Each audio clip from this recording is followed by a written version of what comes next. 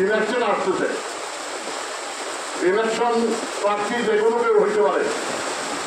আপনার আমার যদি আমরা মনে করি বিএনপি দেশ ভালো চালিয়েছিল, আমাদের বিএনপিকে আবার ভোট দেওয়া উচিত।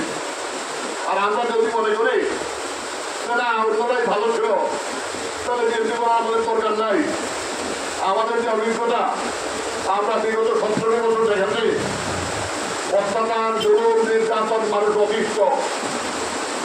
আমরা যখন সুনামগঞ্জে বা এই ভাবি অঞ্চলে বিএনপি অর্গানাইজ করি, খুব কম সংখ্যক লোকজন আমরা ছিলাম, সংখ্যায় অতি কম।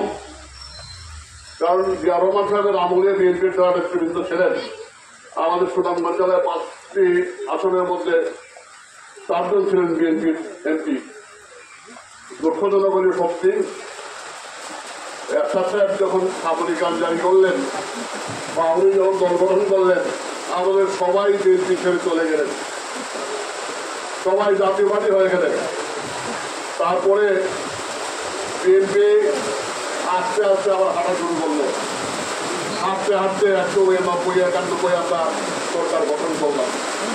সুতরাং এই দৃষ্টি 28 মাসের দিনে সুনামগঞ্জ অঞ্চলে খুব স্বাভাবিক ঘটনা কিছু না।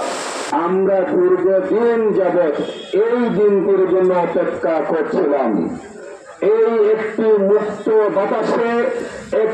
মুক্ত বাতাসে যেন আমরা আমাদের কর্মী সম্মেলন করতে পারি। বন্ধুগণ, আমাদের উপর অর্পিত যে দায়িত্ব 5ই আগস্টের পর দেশের শান্তি শৃঙ্খলা বজায় রাখার জন্য এই যে ইন্টারিম গভর্নমেন্ট, সেই গভর্নমেন্টকে আমরা সার্বিকভাবে সহযোগিতা করে যাচ্ছি।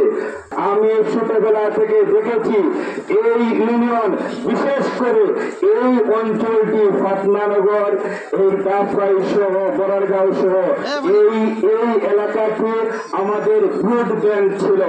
আমরা চাই ভবিষ্যতের জন্য এই এলাকাটি অতীতের যে ঐতিহ্য রয়েছে, সেই ঐতিহ্যের ধারাবাহিকতা আমরা রক্ষা করব।